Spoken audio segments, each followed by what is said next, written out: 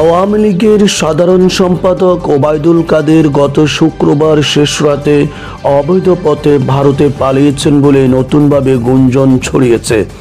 গুঞ্জনের পরের দিন মধ্যরাতে পুলিশ চট্টগ্রামের হালিশহরের শান্তিবাগে কাদেরের স্ত্রী ইশরাতুন্নেসার বড় ভাই নুরুল হুদার বাসায় অভিযান চালিয়েছে।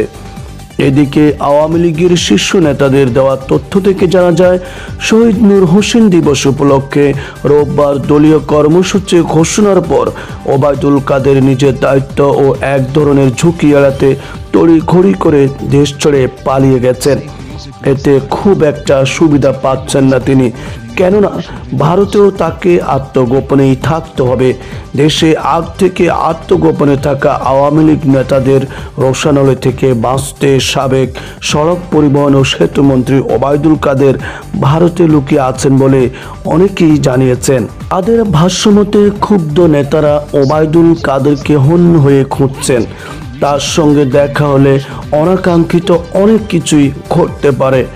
5 আগস্ট ছাত্র জনতার অভ্যুত্থানে সরকার পতনের পর আওয়ামী লীগের সর্বোচ্চ নীতি নির্ধারণী ফোরাম সভাপতিমণ্ডলীর কয়েকজন সদস্য ও সাবেক মন্ত্রী এমপি সহ মাঝারি পর্যায়ের অনেক নেতা ভারতে পালিয়েছেন।